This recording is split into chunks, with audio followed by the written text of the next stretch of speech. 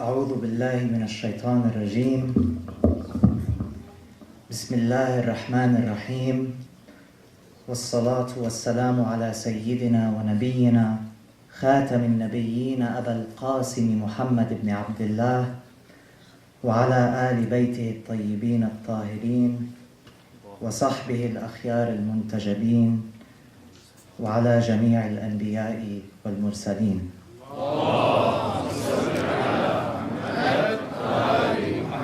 Assalamu alaikum jami'an wa rahmatullahi wa barakatuh. History, my dear brothers and sisters, chronicles the story of human suffering, struggle, and conflict throughout the ages. Its progression is swift, indiscriminate, and uncompromising. But sometimes, history also provides us with illuminating guides. Individuals who are concerned with the plights of their people, and leaders who work towards the betterment of society. The man we're gathered to commemorate today is one such illuminating guide. Sayyid Muhammad Baqir Al-Sadr dedicated his life to addressing the challenges facing the Muslim Ummah. You read through his writings and you'll discover the insights of a man who understood how to analyze history. His writings will take the reader on a profound journey that evolves through the ascension of Hegel's dialectic and Marx's class struggle, through manifestations of capitalism, communism, and socialism, and ultimately into the very heart of the social question. While on this journey, Shaheed Al-Sadr analyzes the successes and failures of these competing ideologies and emerges with his own innovative insights on how best to address the human condition. Beginning from the moment of Adam's creation, where Allah subhanahu wa ta'ala states in the Holy Quran, إِنِّي خَالِقٌ بَشَرًا مِّن طِينٍ فَإِذَا سَوَّيْتُهُ وَنَفَخْتُ فِيهِ مِن رُوحِي, that Allah subhanahu wa ta'ala shall create man from clay, and when He fashions him, He shall breathe into man from His spirit. Shaheed Al-Sadr makes an observation on the human condition in light of this verse, stating, quote, "Man's clay origin draws him to the earth and calls him to base desires, material tendencies, and all that is low, vile, and becoming of the earth. At the same time, the breath of divine spirit breathed into him calls him to high and noble qualities, and lifts him so much that he comes near to the divine qualities and adopts them. The divine spirit invites him to Allah's endless knowledge, His endless power, His endless justice, His generosity, His benevolence, and His mercy. In other words, the ultimate goal of humanity and the highest ideal to which we can strive and ascend is towards Allah subhanahu wa ta'ala. This is the fundamental notion around which Shaheed Al-Sadr developed his philosophy and ideas. Everything he wrote, every idea he developed revolved around one central ideal: La ilaha illallah. La ilaha illallah. In the words of Shaheed Al-Sadr, the enunciation of this truth, La ilaha illallah, was the greatest revolution initiated by the prophets who fought for the liberation of man from the servitude of other men. La ilaha illallah is not merely a declaration of belief in God. It is the source of our faith, the basis of our philosophy, the principle of our economics. It is the agent of social change. La ilaha illallah is the slogan of our Islamic revolution. But where do we stand in the wake of that revolution? This younger generation, the youth, where do we stand? We're a generation of innovators. We're technologically savvy, modern, and forward-thinking, progressive. But despite our innovative brilliance, ours is a misguided generation. Our generation has valued quantity information over quality information, fantasy over reality, and cosmetics over substance.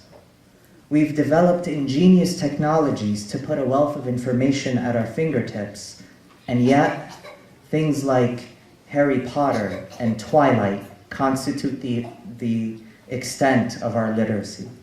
Distractions like Facebook and Twitter consume the bulk of our attention. At this very moment, there are people dying in the world, wars and starvation, nations revolting against tyranny, and the swing of history's pendulum stands at the precipice of a tumultuous shift. Yet our generation is oblivious, consumed only with the news affecting our favorite sports team or celebrity gossip. It is the lowest class of human beings that we worship, while the muted, oppressed masses, those with dignity and valor, that we ignore.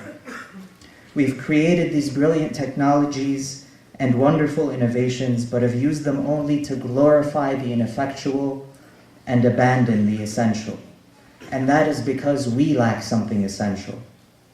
Everything we do out of love for this world. Our goals are worldly goals, our desires, earthly desires.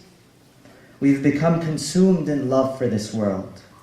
Shaheed Al-Sadr saw the reality of this problem, pointing out that the heart cannot contain two loves. One can either love Allah or love the world. He explained that love of the world reaches the stage where man does not see anything but the world before it, after it, and along with it. Whatever he does for some gain in this world. It is like seawater. The more you drink it, the more you become thirsty. For Shaheed Al-Sadr, love of this world was the root of every evil. The only way to combat this problem was to replace love of this world with what he called a single grade love for Allah subhanahu wa ta'ala. A pure, devoted, absolute kind of love that permeates the reality of this existence. And the only ideology, the only philosophy, the only system that could instill such an ideal in the individual is Islam. This is what Shaheed Al-Sadr meant when he spoke of wilayat al-insan, not in the sense that the human being is the wali of God over society, but in the sense that the human being is the wali of God over himself, over his wants and feelings and desires. One cannot adopt an Islamic philosophy without first learning to strive towards Allah in the spiritual sense. One cannot reform society without first reforming himself. One cannot propose an economic model without first addressing the materialistic tendency within himself. This is why the individual is the focus of this religion. Wilayat al-insan is essential because no matter what kind of system you implement, which marja you emulate, what type of government you erect, or what kind of economic system you instill, you must condition the ummah on an individual level first. Shaheed Al-Sadr explained this by saying, quote, "It is not enough to break the chains. Freedom from those chains only provides a framework for the development of humanity. But proper development of individuals requires an inner basis by which progress may be made. Mere freedom to do whatever one wants, to go wherever one wishes, is not enough. Man must first comprehend how and why to take a particular step."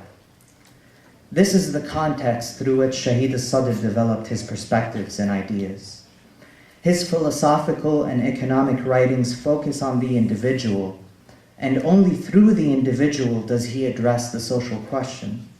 He recognized that real reform means reforming hearts and minds, not just governments and leaders.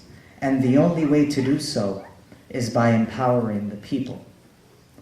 He understood that the most powerful thing in the world is not money or weapons. It is not governments or regimes. It is not armies or corporations.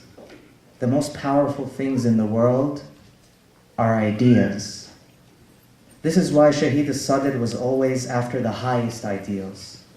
This is why he worked to reform society, government, economics, and even the Hausa, but his focus always returned to the individual. Towards the end of his life, he would say, "I know that these demands will cost me my life, but these are not the demands of a person. They are the demands of a nation." And he was right. Shaheed Al-Sadr was martyred at the hands of Saddam Hussein's oppressive regime. But look at the beauty of history, brothers and sisters. Today, Saddam's regime is gone, a mere footnote in the margins of history. But Shaheed al-Sadr's ideas are thriving, and they shall continue to endure in our hearts and minds, inshallah. We, the youth, we have a responsibility towards the legacy of this man, to acquaint ourselves with his ideas, to adopt the purpose of his struggle, and to follow in his example, for ourselves, that we may lead purposeful lives, and for our children, that they may live life and have it more plentiful. Wassalamu alaikum.